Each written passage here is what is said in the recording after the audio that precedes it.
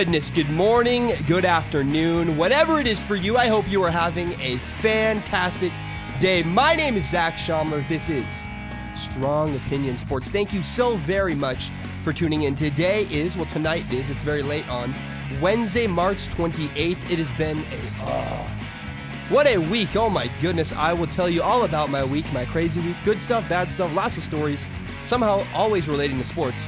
Very excited to share that with you guys. I find two things very fascinating in sports. I find incredible success very entertaining, very interesting. Teams like the New England Patriots, athletes like LeBron James, incredible success is fascinating. Terrible teams are also very interesting. Teams like the Browns. The Browns are like a car wreck. You just cannot help but look as you drive by. You have to watch. But not every terrible team is interesting. Why are the Browns and the 49ers both incredibly interesting right now? Why are the Browns and 49ers interesting? Hope. Both of those teams have hope. The Browns have hope, and the 49ers have hope. The Browns have had back-to-back number one overall picks. They just went 0-16. And yet I cannot wait to watch them. I can't wait to watch, hopefully, please, dear God, Sam Darnold. I really badly want to watch Sam Darnold play for the Cleveland Browns. And the reason why the Browns have hope and the reason why I can't wait to watch them is because I actually believe the Browns can turn their franchise around. For the first time in my life, I think the Browns could have a franchise quarterback and could win games. And the 49ers last year, even before Jimmy Garoppolo got to the San Francisco 49ers, the process of becoming interesting was already happening. See, when the 49ers hired a new coach, Kyle Shanahan, and a new general manager, John Lynch, the 49ers became interesting. And then, after 11 games, they got Jimmy Garoppolo started. Jimmy Garoppolo started for their franchise, and that made them even more fascinating. See, a terrible team is only fascinating if they have hope. I don't want to watch terrible just for the sake of terrible. I want to watch terrible with the hope it can turn around and get better. I'm going to make a dreadfully awful team interesting. I am going to give a horrendous team some hope. I'm going to make a terrible team interesting. I told you wouldn't care. Washington State basketball. You do not care about Washington State basketball. Washington State basketball won 4 games in the Pac-12 last season. They were second to last in the Pac-12, and they had a 12-19 record. They were awful. They were horrendous. I went to almost every game. I worked at them. It was not fun. It was not pretty. It was awful, and it sucked, and it was not fun. Not enjoyable to watch. The last time Washington State basketball had a winning season was 2011. So how do you give Washington State basketball hope? Oh, it gets worse, by the way. It gets way worse. Robert Franks from my hometown, Vancouver, Washington. Robert Franks is awesome. Met him once. Great guy. Well, a couple times. Great guy. I actually shook his hand one time. Robert Franks, the best player, arguably, for Washington State, just entered the NFL draft. He's leaving college early. Ooh, that's a big blow. Your terrible team just got worse. Oh, that's not it, though. Malachi Flynn, who is also arguably the best player on the team, it's either Robert Franks or Malachi Flynn.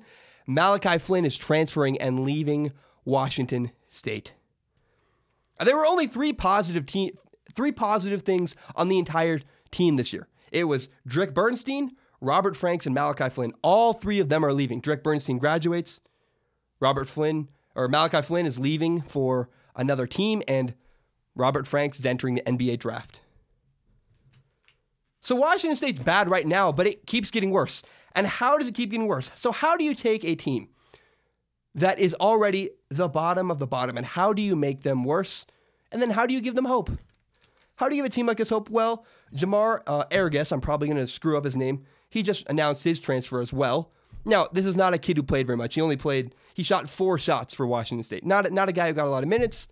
But nonetheless, when players keep leaving your organization, when players keep leaving your team, it's hard to have faith in the coach. It's hard to believe, oh, we're doing the right things because everybody's leaving. Nobody wants to be a part of this.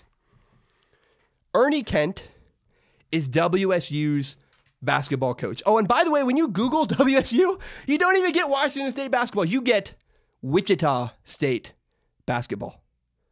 That's how weak WSU basketball's name is. You don't even get Washington State, you get Wichita State. That is horrible. Ernie Kent is Washington State's college basketball coach. He's been there since 2014, and he's a great man. I had the privilege, I was in the interview room with him after games a couple times. I even got to ask him a question. He's a very, very nice man. I don't like tearing down a man like that because he's a good person. It leaks out. You can feel it coming off of him. He's a good guy with good intentions. It's just the truth. And I don't like it when people are fired. My dad's company shut down once. They survived the recession. A bad decision was made. His company shut down. That sucked. I have sympathy for people who lose their job. My dad didn't have a job for a couple years when I was growing up. It's not awesome. It's actually awful. It sucks. But the truth is, Ernie Kent's coaching is not working. It's not working. No matter what you want to say, it's not. In 2015, the team went 9-22. In 2016, the team got better. They went 13-18. And yet in 2017, they regressed. They took a step back. They got worse. They went 12-19. If they kept improving, it would have been great, but they didn't. Even if you're awful, as long as you keep improving, I'll stick by you. But they didn't improve, and they looked awful. I don't know how you are going to recruit people to Pullman, Washington to play basketball for Washington State University. They can't right now, and I don't blame them. Look, I've been on teams that suck. I've played football on teams that were awful. It's not fun. It's okay. You have friends on the team. It's nice. I don't mean to offend my former teammates, but it is not fun to lose games. It sucks. It's not fun. So let me answer the question. I will tell you, how do you give Washington State basketball hope? I'm going to tell you right now. How do you fix a broken program? Washington State University needs to hire Rick Pitino as their new basketball coach. Yes, that Rick Pitino, the same guy who just got in trouble at Louisville. Rick Pitino was fired by Louisville. He had multiple scandals. He had a scandal with Adidas where he was paying players. Oh, he also had a brothel on campus. I'm not condoning that at all. But I do want my program to hire him. Now, don't get me wrong. I do not condone that behavior. Rick Pitino is a scumbag. But he's a scumbag I want to run my basketball program. Because I want WSU to win games. I work at almost every Washington State basketball game. I'm under the basket. I'm filming every moment. I say this not because I like his behavior, but because I want Rick Pitino to make people show up to my games. You know how badly it sucks to go to a game and there's nobody there? It's weird when you can hear people talking 6 rows back and hear their entire conversation during a basketball game. That's uncomfortable. That's weird. I don't want to go to games where Washington State blows a fourth quarter lead and loses by 15. That's not fun. That sucks. I don't want to do that. I don't want to lose games anymore. It's not fun. Now, it's interesting. Nobody wants to come be a part of Washington State's basketball program. And at the same time, nobody wants to hire Rick Pitino to be their coach. It's a match made in heaven. It's perfect. Washington State basketball and Rick Pitino, they need each other. Love it or hate it. Whether you love or hate Rick Pitino, you probably hate Rick Pitino. You can't deny this. In 2013, Rick Pitino won a national championship. The guy has over 1,000 wins. That's not one. That's 1-0-0-0. Rick Pitino has won over 1,000 games in the NCAA. This is a chance to get a legendary coach. This is a chance to get a coach that Washington State could not otherwise get under different circumstances. Washington State should make a deal with the devil and hire Rick Pitino as their men's basketball coach. And they better do it soon, because I cannot be the only person with this thought process that believes eventually Rick Pitino is going to get offered a job. Rick Pitino has an agent, and he's looking for employment. And I think it's interesting if Washington State basketball players are watching this video. If you are a Washington State basketball player watching this video and you're angry, I don't care. You had every opportunity. If you're mad that I think your coach should leave, You should have won games. There was a video series made by Washington State about the basketball team this year called Respect My Hustle. No, thank you. I will not respect your hustle. I respect winning. If you give me results, I'll respect that. But nobody respects losing, and nobody respects a team that shows up with maybe a couple hundred people in the stands. That's awful. That's embarrassing. I want to see Washington State's program turned around. Rick Pitino. Love him or hate him, Rick Pitino could turn around Washington State basketball. I want Washington State basketball to hire Rick Pitino. Oh, Jesus, what a week it was. It's only Wednesday. The week's not even over. Feels like Saturday or Friday. I am beat. Did you know I met Robert Siegel this weekend? Or I guess this week. It was Monday. Yeah, I worked at an event, and he was a keynote speaker. I filmed him. It was awesome. It was incredible. If you don't know who Robert Siegel is, he's the longtime NPR host of All Things Considered. He's a radio legend, and I'll admit, I never listened to him growing up. I pretty much only listened to Colin Cowherd's show, The Herd. It's the only radio show I ever have listened to. But I must admit, it was really cool to meet a guy who's considered an icon. He's considered a legend, and all my peers were flabbergasted. It was cool. I shook his hand, and it was just a cool moment. I was astounded. And Robert Siegel, the legend, said something this week about broadcasting that just has stuck with me. It's Wednesday. I heard this on Monday, and it keeps rattling around in my head. It's not left me. If we are doing it right, he said, someone is going to complain. Robert Siegel, longtime NPR host of All Things Considered, said, if we're doing it right, someone is going to complain. And you have to believe that. You do. I'm not afraid of offending anybody. I have strong opinions. I cannot live my life afraid of making people angry. I can't be afraid of taking chances. Now, I'm not afraid of offending anyone as long as I'm offending them with my opinions on sports. If you hate me because I like LeBron, or you hate me because I said the wrong thing about the Browns that made you angry, that's fine with me. That is just fine with me. But I never want to alienate anyone because of politics or because of things that have nothing to do with sports. That would be a huge mistake, and that is not who I am. It's not what I want to do. I hopefully bring people together with this podcast about sports. Now, with that being said, at the end of this episode, I want to give you guys a fair warning.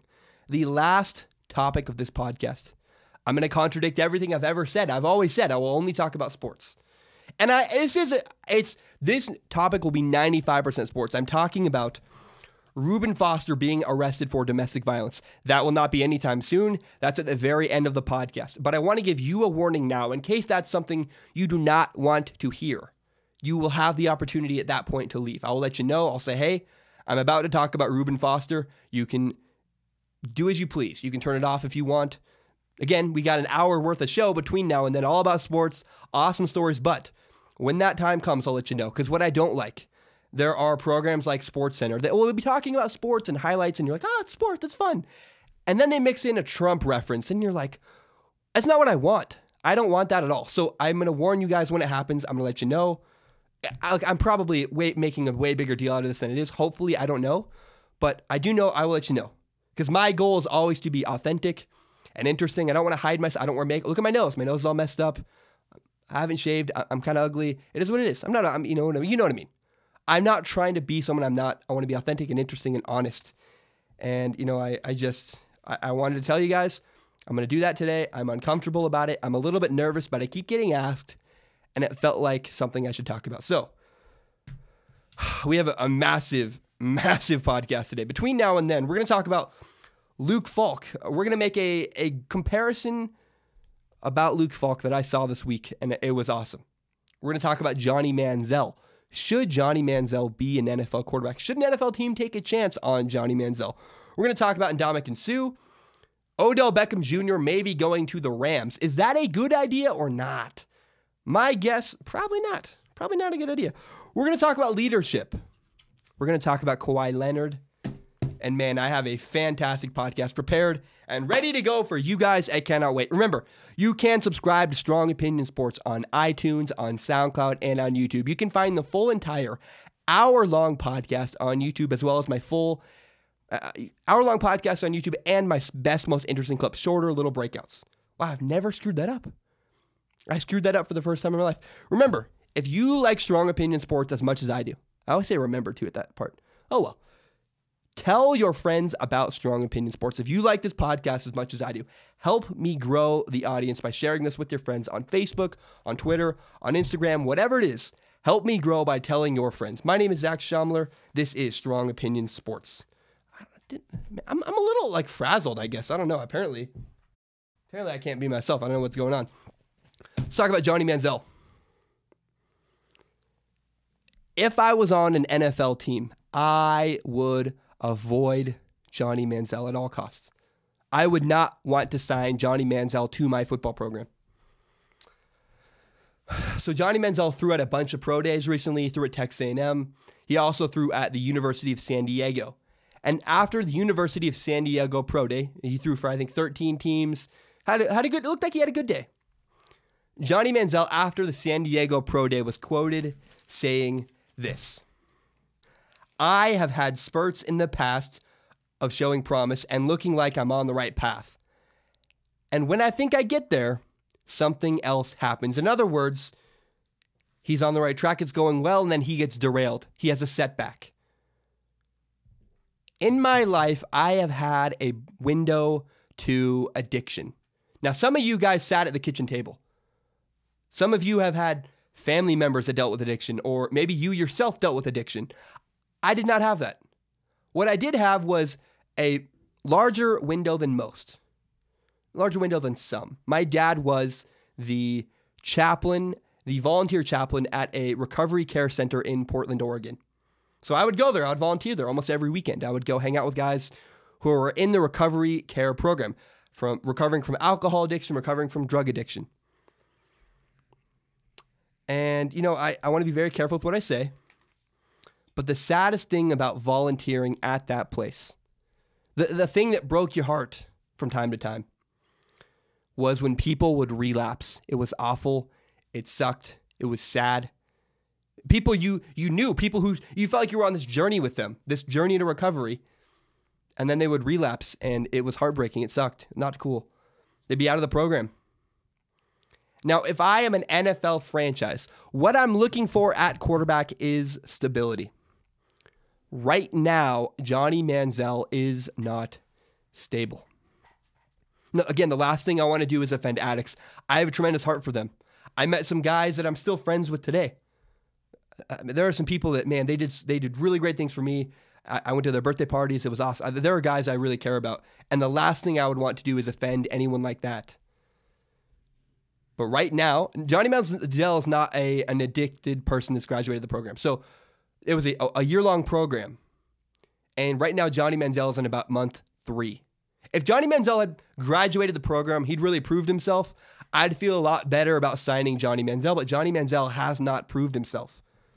Right now, Johnny Manziel has been sober, 6 months, 3 months, 2 months? I don't know. Right now, it's going well. Everybody rooting for Johnny Manziel is very excited. Yes, he's on the right track. This is awesome. But the truth is, Johnny Manziel could relapse at any moment. There are so many triggers. There are so many things that make you deal with temptation when you are a recovering addict.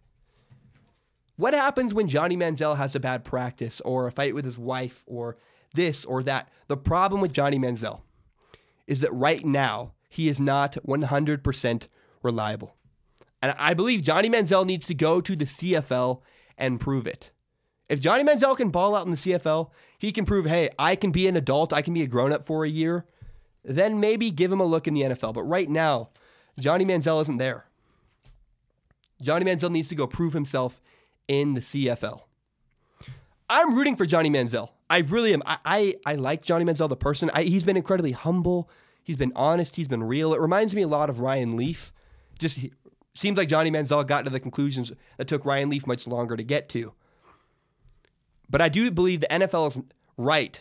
The NFL is correct in not signing him. If no NFL teams go after Johnny Manziel, I think that's the right move. But I also believe it's the right move for Johnny Manziel to approach and to pursue playing in the NFL. Both sides, one side doesn't want him, and Johnny Manziel's chasing something that doesn't want him. I'm okay with that. The reason why I'm okay with Johnny Manziel chasing something that should not want him is you should not settle. It's a common theme. Don't settle. That's a common theme I use on this podcast all the time. So when I graduated high school, I settled. I went and played Division III football. Let me tell you what. Nobody growing up growing up dreams of playing Division III football. I promise you, I did it. It is not what it sounds like at all. Growing up, I wanted to play Division I, Division II football. And what I should have done when I graduated was go to junior college and fight for it. I could have at least tried to make it to a bigger spot. Division III felt like settling. I should have tried for better before I settled. I believe Johnny Manziel should not go directly to the CFL. He should weigh all his options. He should do everything he can to try to make it to the NFL. I support that. Because for your mental well-being, you have to. But ultimately, Johnny Manziel will end up in the Canadian Football League. That's okay. That's where he belongs right now. Because Johnny Manziel needs to prove himself. He needs to prove, hey, I can be a grown-up. But I wish I'd tried for more. I wish I'd shot for the moon when I graduated high school. Because Johnny Manziel could shoot for the moon, or he could settle. And if you at least try to shoot for the moon and you fail, that's okay. I can live with that. But it's really hard when you don't try and you never make it. So I'm glad Johnny Manziel is aiming for the NFL, but he will ultimately end up in the Canadian Football League. Now, need some water. I gotta say, by the way, I apologize. This podcast is really late. It's really late on Wednesday night. I don't know if you guys know how busy my schedule is. It is a goal of mine. It's something I'm working really hard to achieve. I want to get this podcast out much sooner in the day. On Monday, I got mine out, I think around 1 o'clock. My computer crashed 6 times. I was trying to upload it while I was at work. It was a mess, but I got it uploaded earlier. My goal and something I aspire to is to get this podcast out much sooner in the day. Monday, Wednesday, Friday, hopefully before 3 o'clock if that's humanly possible. Now, Sunday night, I didn't sleep at all. I worked 12 hours on Monday, plus I did the podcast. It's a mess. My life is crazy, but I hope you guys know that is a priority of mine. I do want to get the podcast out earlier in the day. I believe people can change. I do very strongly.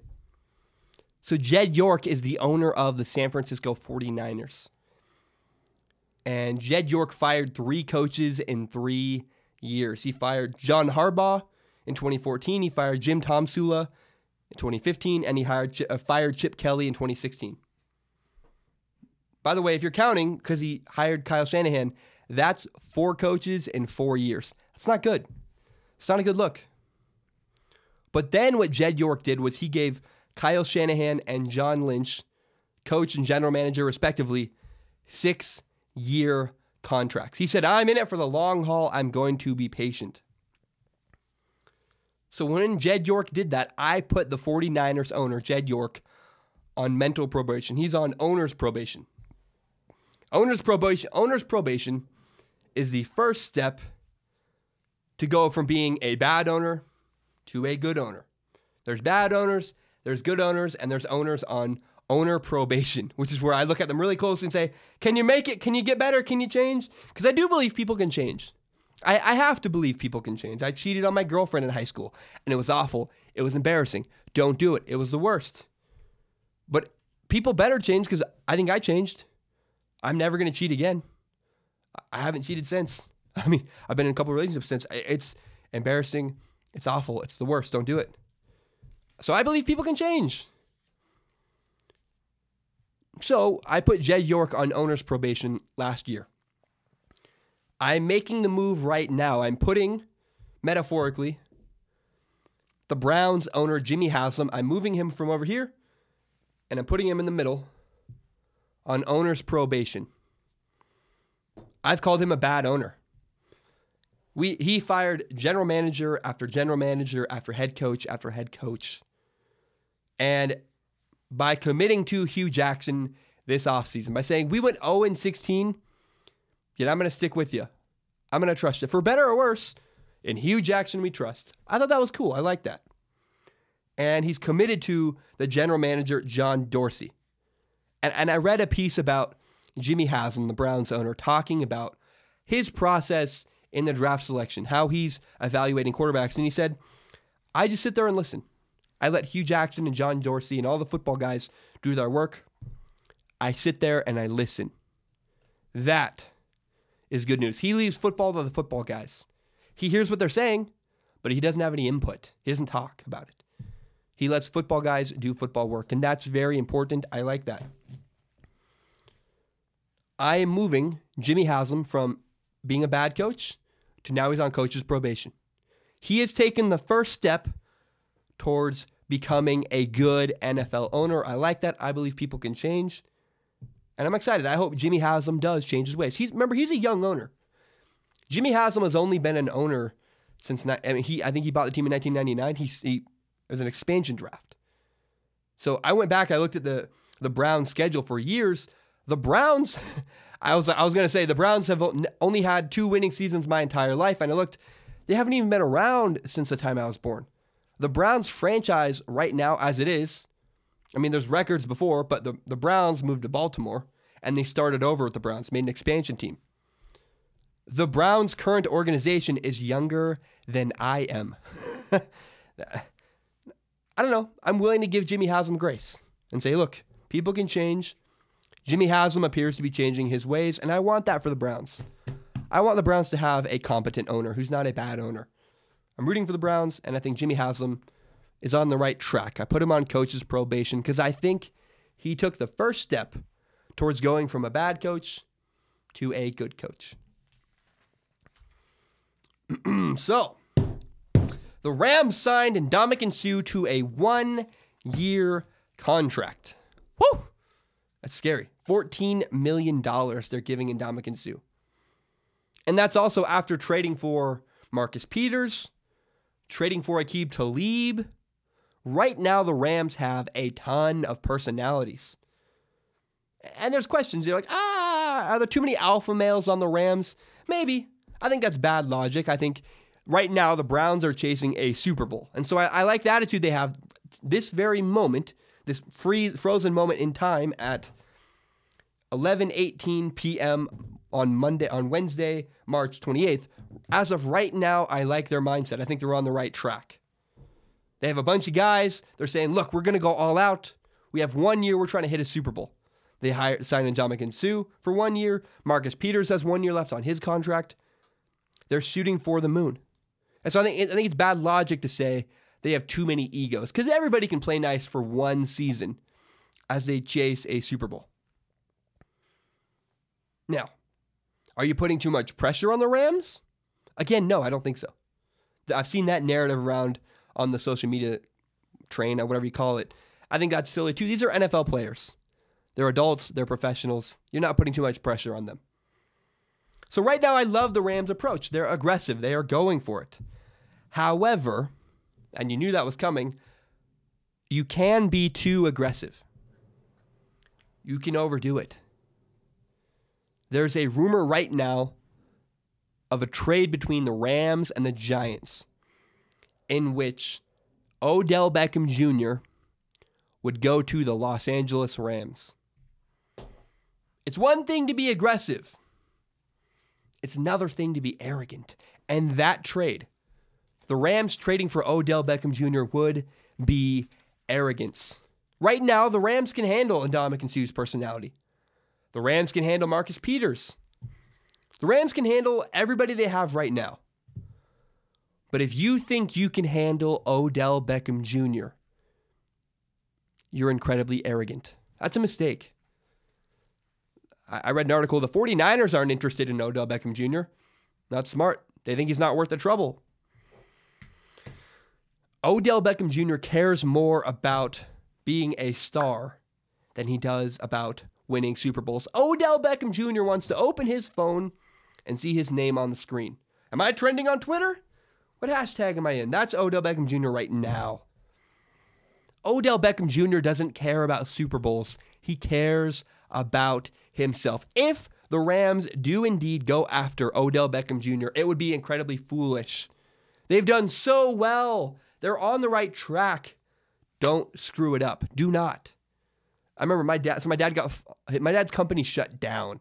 I shouldn't say he got fired. I don't mean to make my dad look bad.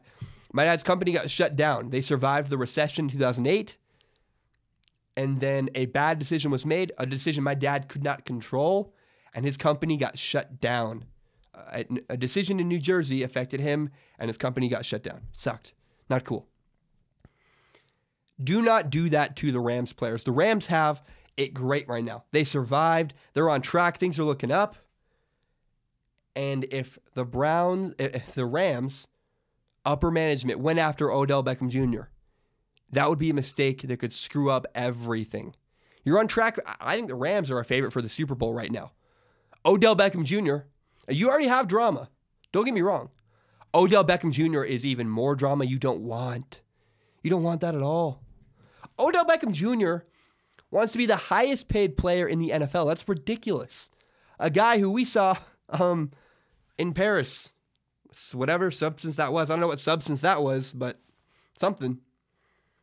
Now, does Odell Beckham Jr. going to the Rams look good on paper? Yes. But looking good on paper doesn't actually win games. Remember the 2011 Eagles? They were called the Dream Team. They had Nnamdi Asomugha, Michael Vick, Ronnie Brown, Dominique Rodgers-Cromartie, Steve Smith. I remember this team vividly. I referenced them a couple weeks ago. That team went 8-8. You don't want that. Looking good on paper does not mean you could actually win games.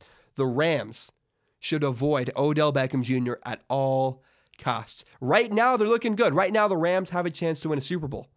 If you sign Odell Beckham Jr., I'll bet you right now, the Rams will not win a Super Bowl if they sign Odell Beckham Jr. All right, I'm going to take a short break. When I return, I'm going to talk about Luke Falk and how I was wrong about Luke Falk. I learned a big lesson this weekend, or I guess this week. It's Wednesday. I keep saying it feels like Friday. I learned a big lesson this week, and it helped change my perspective and taught me how I was wrong about Luke Falk. We're going to talk about Kawhi Leonard. We're going to talk about spring training, and later we are going to discuss Reuben Foster. My name is Zach Schaumler. You can subscribe to Strong Opinion Sports on iTunes, on SoundCloud, and on YouTube. You can find the full entire hour-long podcast on YouTube, as well as my best, most interesting clips.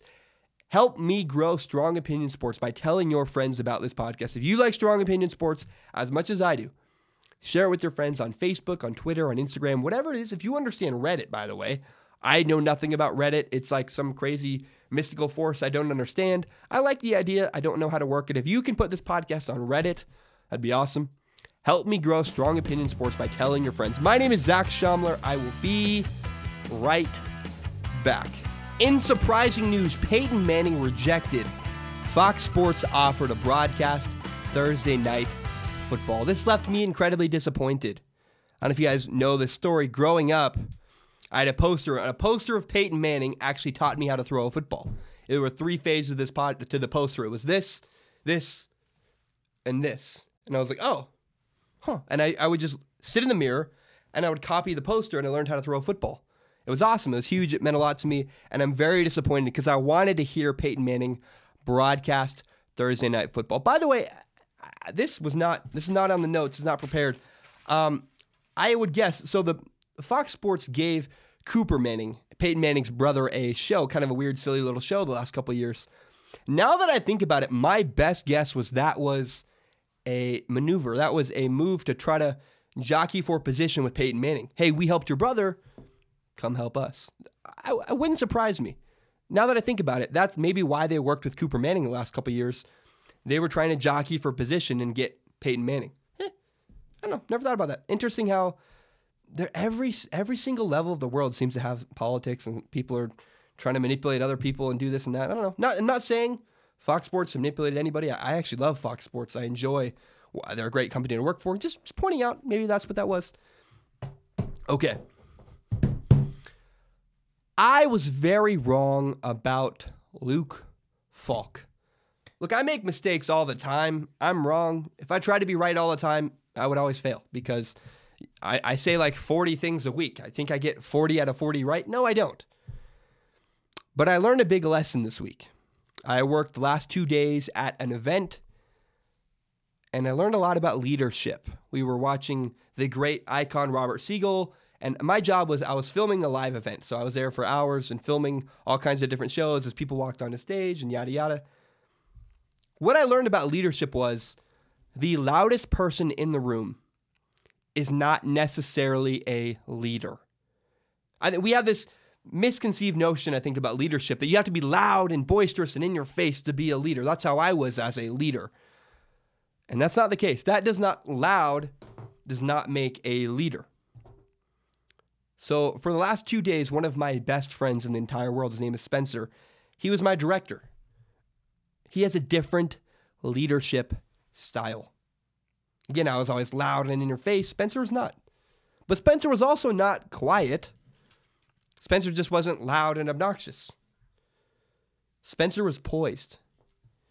Spencer got everybody working a camera on track. He knew the right things to say. He knew how to keep my crazy ass in line. Spencer hit a home run. Spencer was a fantastic director and a great leader. This taught me a lesson. Leaders are not always the loudest person in the room. So a while back, I made a video called Luke Falk is not an NFL quarterback, and I did Luke Falk an incredible injustice. Luke Falk, of course, is the former Washington State quarterback who's entered the NFL draft, and I criticized Luke Falk's ability to lead. And look, I changed the tune a little bit when I watched Luke Falk at the podium on the Senior Bowl, but regardless, I was wrong. And what can I say? I was wrong. I got it wrong. When I said Luke Falk was not an NFL quarterback, I miscounted his judgment. Look, I'm still concerned about Luke Falk, but criticizing Luke Falk's judgment was completely unfair. Now, I have to protect myself. I believe Luke Falk is going to go to the New England Patriots and be the successor to Tom Brady. So if I'm going to believe that, I better say something now. But if Luke Falk does not go to the Patriots, I have very little faith he will be successful. It's Patriots or bust for Luke Falk. Now, I have a huge, huge problem with Luke Falk. There's one thing that I can't get past. I can't get over it. It bothers me to no end. So Luke Falk played 12 games in 2017. He was all out awful, downright awful in 3 of those 12 games, and in one of them, Luke Falk was bad. So 4 out of the 12, Luke Falk was bad, and 3 out of the 12, that's counting, smaller. So 1 out of 12, he was bad. 3 out of the 12, he was downright awful. In total, Luke Falk was bad in 4 games. Against Boise State, Luke Falk was benched. Against Arizona, Luke Falk was, again, benched. And against Cal, Luke Falk had 5 interceptions. Horrendous, horrendous, and horrendous. And Luke Falk played bad against the University of Washington. It's not all his fault. Vita Vea, the defensive tackle for UW, was just in his face. Luke Falk was running for his life all day. But nonetheless, being bad in 4 out of 12, that scares me a little bit. That makes me nervous. I saw a meme the other day. It was a photographer meme. The first post on Craigslist said, looking for a photographer working for free who just wants to, what we'll do is if you work for us for free, we'll tell our friends about you. And the post beneath it changed the context. It copy-pasted that post, but replaced photographer with solar panel installation. And said, we're asking for a free solar panel installation, and what we'll do is if you do a good job, we'll tell our friends about it. It's ridiculous, right? When you change the context, it's ridiculous. Whether it's photographer or solar panel installation, you don't want to work for free. So let's look at what Luke Falk did and put it in a different context.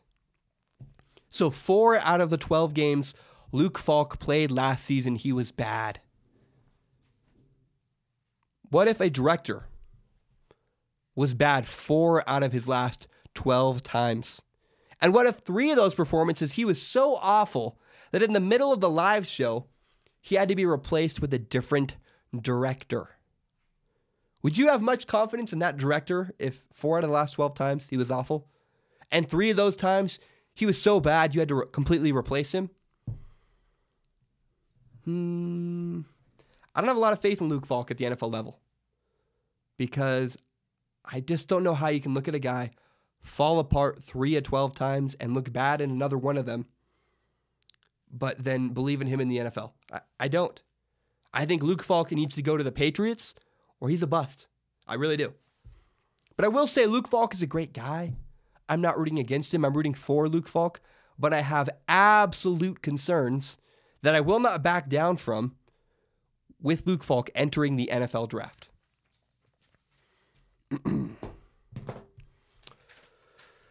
Let's talk about Kawhi Leonard. Kawhi Leonard is hurt.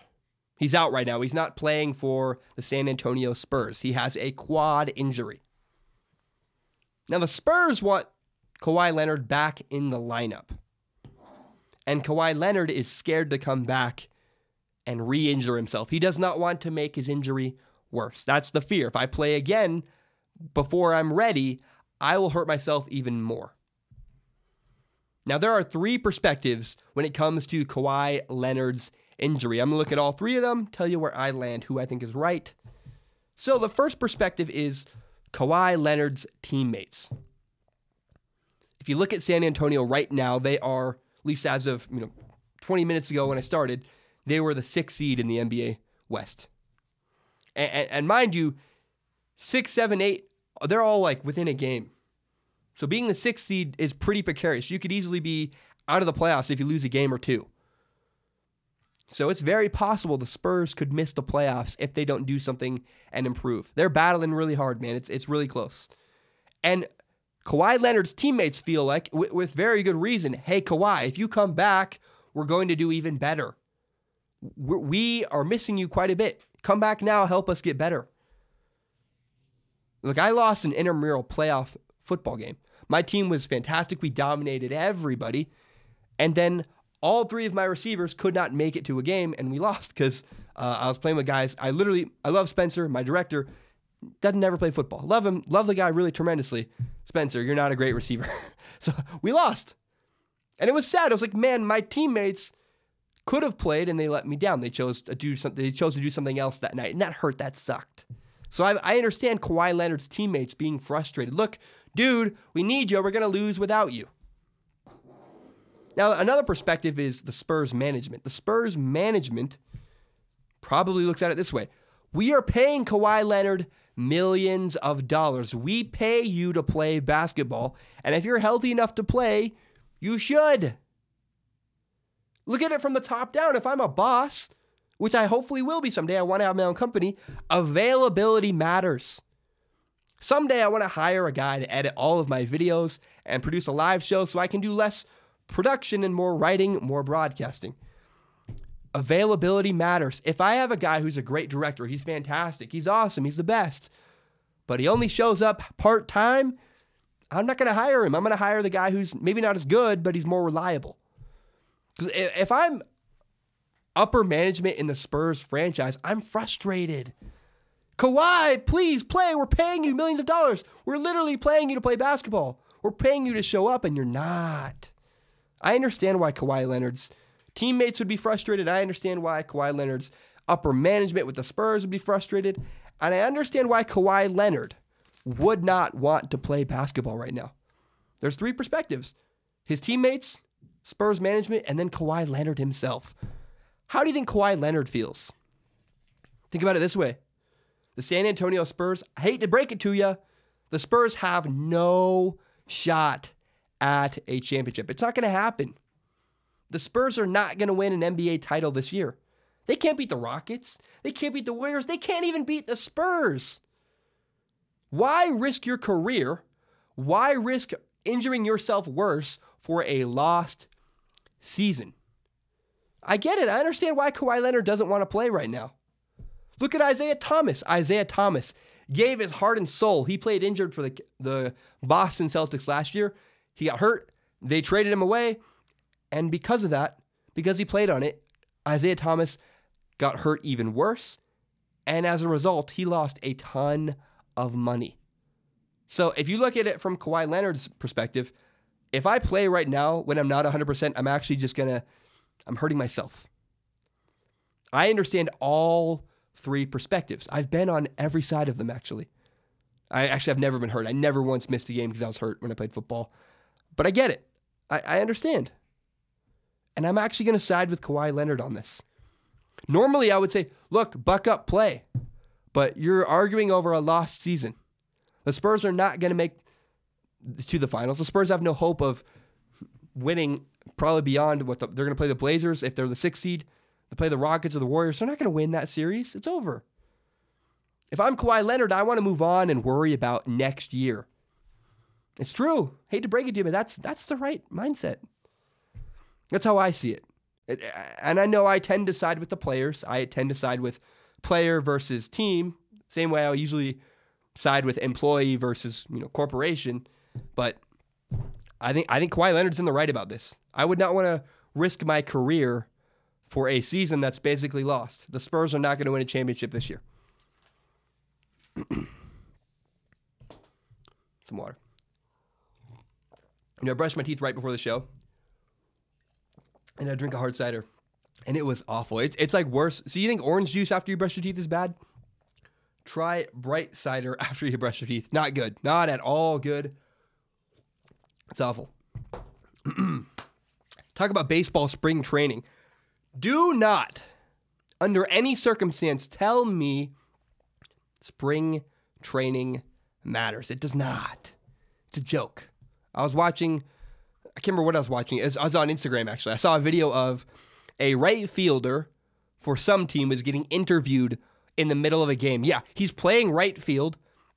He's wearing a lapel mic, getting interviewed, all while playing baseball. And a ball was hit to him, and he didn't get the ball because he was getting interviewed. You think that's real baseball? You think any of this has validity? Do not tell me any part of spring training matters.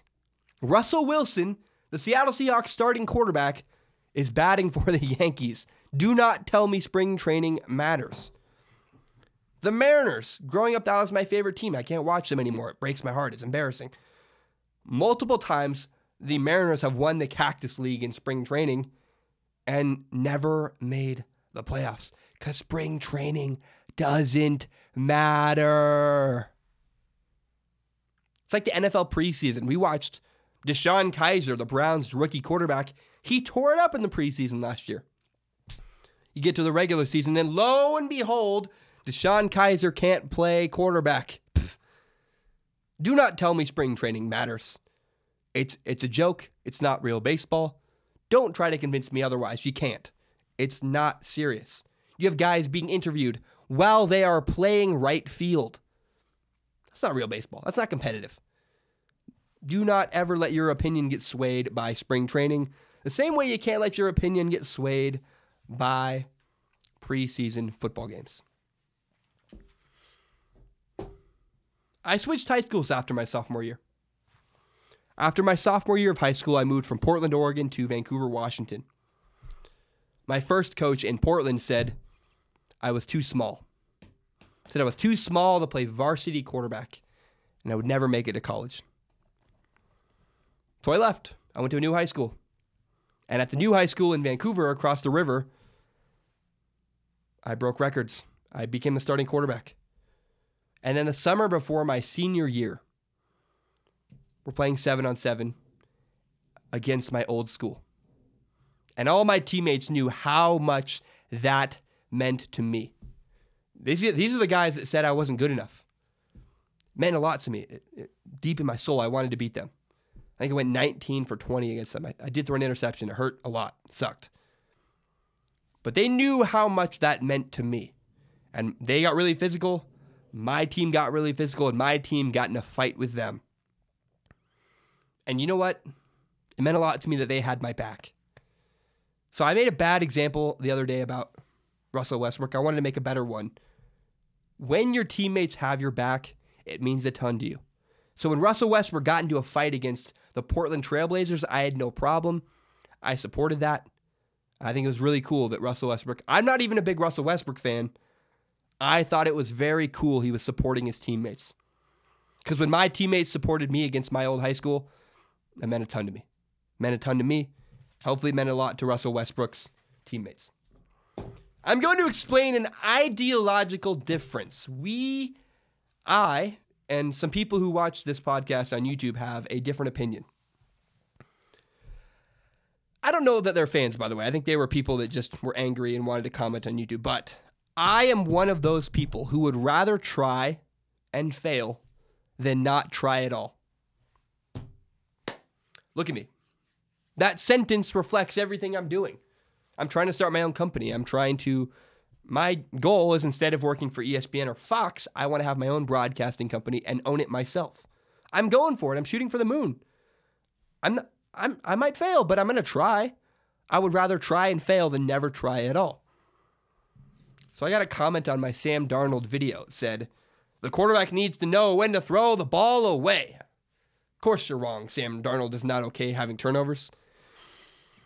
It's not wrong. I agree with that point. I was a quarterback. I threw away a lot of passes in high school. If it wasn't there, I wasn't going to force it in. And I broke records. I was a great quarterback in high school. And don't get me wrong, I don't want a quarterback to throw into triple coverage. That's stupid. But you know what throws I regret the most in high school? And again, broke records. I was a good quarterback. The throws that I regret the most were the ones that I never attempted. I'd have a one-on-one on the sideline, and I would check down. And what I wish I'd done in high school was thrown more back shoulder fades. Wish I'd taken more chances with my buddy Bryson, who was a great receiver. I wish I had. I wish I'd taken more chances and pulled the trigger a little bit more. I have no problem with Sam Darnold's turnovers. I think it's what happens when you play really aggressive. You can be over-aggressive. Right now, the Rams might be signing Odell Beckham Jr. in a trade. Acquiring Odell Beckham Jr. is an example of being over-aggressive. Throwing in a triple coverage, another example of being overly aggressive. But pulling the trigger, taking chances, I have no problem with that. That's how Sam Darnold plays football. And so I don't have any problem with Sam Darnold's turnovers. I don't mind it at all. While I was talking about Sam Darnold, I mentioned the Cleveland Browns. I called the Cleveland Browns a one-legged stool. It was awesome, man. And I got a spiteful reply. I got a very angry reply on YouTube that said, one-legged stools do exist. You know that, right? Sure enough, I looked it up. Apparently, there is a thing called a one-legged stool. It's called a milking stool. Who would have thought? Are you kidding me? So I'm gonna lean hard into it. I am. I'm gonna go right into this and accept it and then just go with it.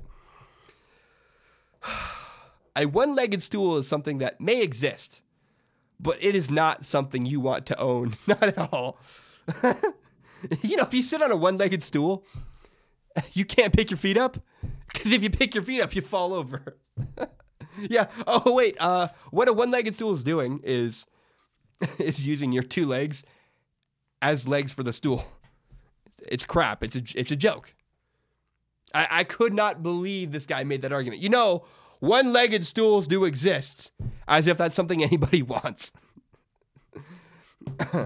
There are a couple sports teams around the world right now that are one-legged stools. A one-legged stool is something that may exist, but it's something that nobody wants. You know what exists? You know what's a thing? It is a college basketball team. That would be Washington State basketball. Washington State basketball has not had a winning season since 2011. It may exist. You don't want to be a part of it. Or in the NBA. There is a thing called a one-legged stool. It is the Phoenix Suns? Yeah, I don't even know what they are. When I checked earlier today, they were 19-56. They were 42 games behind first place, and they were on a 10-game losing streak. They played the Clippers tonight, so my guess is right now they're 19-57 and are on an 11-game losing streak. See, the Suns may exist, but they are not something you want. They're a one-legged stool. I switched high schools, and after I left, my team went 0-10. One-legged stool. It may exist, but you don't want to be a part of it. You know what the ultimate one-legged stool is in the NFL? And in all of sports, in all of American sports, the number one-legged stool is a team called the Cleveland Browns. They've been awful my entire life. They've never had a franchise quarterback. They have had 2 winning seasons. In all 20 years I have existed on planet Earth, they have had 2 winning seasons. But somehow, by an act of God, they went 9-7 and made the playoffs and lost to the Pittsburgh Steelers. They've had countless quarterbacks. The Browns are an absolute joke. And you know what an absolute joke is? A one-legged stool. Nobody wants a one-legged stool. Try standing it up on its own. It falls over. I want a chair that can stand up on its own at the very least. That's like minimum requirement for being a chair. You have to be able to stand up on your own. It's a freaking joke, everybody. Relax. A one-legged stool, not something you want. There are a lot of teams that are one-legged stools, but the ultimate one-legged stool in all of sports, the Cleveland Browns. All right. I'm going to take a short break. When I return, was that a terrible segment? I have no idea. I don't know. I was encouraged by my friends that made fun of that comment that were like, dude, just lean into it, man. Make that your thing. One-legged stools are the worst. I don't know. I have no idea. When I come back, I'm going to talk about Reuben Foster. This is a sports podcast where I stick to sports. It's my goal. It's what I do. I'm going to discuss Reuben Foster, who was arrested for domestic violence. And if that's something you do not want to hear, now is your opportunity to step away. Hey, turn it off. I have no problem. I'll see you guys on Friday. What I don't want to do is surprise anybody with something that isn't 100% sports and catch them off guard. Because that's what I hate about SportsCenter. You'll be watching sports, you'll be enjoying, highlights and cool stuff, and suddenly a Trump presentation, and you're like, no. Oh, God, I'm so shocked and surprised. I don't want that. I don't want to catch anybody off guard. I don't want to do anything that you guys don't want to hear. So if you guys have no interest in the Reuben Foster domestic violence topic, no problem, no harm, no foul. Hope you have a great rest of your day. I'll see you guys. I'll be back on Friday. The podcast will come on earlier. And I just appreciate you guys, man. I do not want to emulate SportsCenter. I care for my listeners. I care for their happiness, and I want you guys to have a good time. So my name is Zach Schaumler. You can subscribe to Strong Opinion Sports on iTunes, on SoundCloud, and on YouTube. You can find the full entire hour-long podcast on YouTube, as well as my best, most interesting clips on YouTube. Tell your friends about Strong Opinion Sports. Help me grow the podcast by telling your friends about it on Facebook, on Twitter, on Instagram, whatever it is. Help me grow Strong Opinion Sports by telling your friends about it. My name is Zach Schaumler. I'll be right back. I'm not going to try and hide it. I am very nervous about this. I'm uncomfortable. I'm nervous to talk about this topic because domestic violence is a terrible, terrible thing. I know people, close friends, who have been victims of domestic violence. It's a very serious topic. It's not something to joke about. It's a very real thing.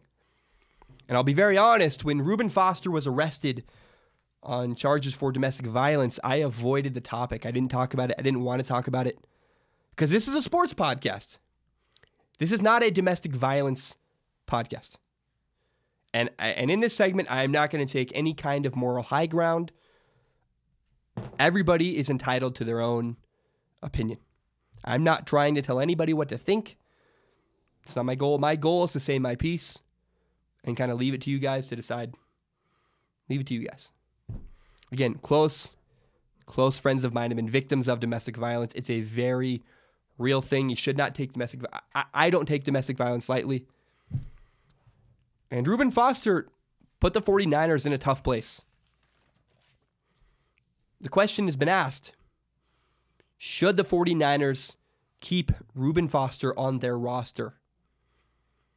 In 2017, at the NFL Combine, Reuben Foster tested positive for a diluted sample. That means Reuben Foster failed a drug test. And you had to know. You had to know drafting Reuben Foster was a risk for the 49ers. Now, there's something very important you must know about the NFL. It's a key thing. If you're going to be an NFL fan, it's important to know. The better you are, the more crap a team is willing to put up with. So I saw a story, I believe it was today or yesterday, the Seahawks backup quarterback, Trevon Boykin, was given an aggravated assault charge. He was released immediately, probably within the hour. As soon as they found out, he was gone. Because in the NFL, unless you are really, really good, your career cannot survive controversy like that. Take Odell Beckham Jr., for instance. Odell Beckham Jr. does all kinds of antics, takes pictures on boats in the middle of the season. He's in Paris with some kind of substance and a model and pizza. If an average receiver, take River Craycraft. River Craycraft is a backup wide receiver for the Denver Broncos. You've probably never heard of him. If River Craycraft pulls the same stunts that Odell Beckham Jr. has pulled in the last 2 years, River Craycraft would be out of the league. He would be released. He'd be done. But because Odell Beckham Jr. is incredibly talented, he gets different treatment. It's the truth. It shouldn't be controversial. That's just honest truth. The more talented you are, the more an NFL organization is willing to put up with. What Reuben Foster did was awful. And I believe Reuben Foster, if found guilty, remember, all of the charges against Reuben Foster, it's all alleged. Because we need to let the justice system work. We don't actually know. Okay. We have an idea. We don't know. Because it's all alleged. Right now, he is innocent until proven guilty. We need to give him the benefit of the doubt. Let the justice system do its work. Now, if he is guilty of domestic violence, I believe the NFL should punish Reuben Foster. Because you cannot send the message that domestic violence is okay. Can't do it. But I also do believe people can change. And I believe in second chances. If I made a huge broadcasting mistake, maybe this segment is my huge broadcasting mistake. I would hope that you would give me a second chance. I make mistakes. Everybody makes mistakes. That's a big one. But I would hope if I made a mistake, I would get a second chance. I believe in second chances. Do you want the truth about Reuben Foster? Reuben Foster is a really good football player. Reuben Foster is not average. He's well above average. He's maybe a top 5 rookie last season in the NFL. That helps him. That will help Reuben Foster. See, Johnny Manziel is not an NFL starter. So that makes Johnny Manziel not worth the trouble. Reuben Foster, on the other hand, is a fantastic football player. And investing in Reuben Foster could pay off tremendously for the San Francisco 49ers. Now, what Reuben Foster allegedly did is not okay. And I'm not sure. I don't know if Reuben Foster is a good person, a bad person. I don't know. It's not really black and white anyways, but I do know that Reuben Foster has made many mistakes. And my initial response when I saw Reuben Foster get arrested was to compare him to Tiger Woods. I almost did that. And then I remembered, okay, no, cheating on your wife is not illegal. It may not be morally right, but when Tiger Woods cheated on his wife, I didn't care. I was like, who cares? He cheated on his wife. But domestic violence is not really comparable to cheating on your wife because domestic violence is illegal and you can get in trouble for that.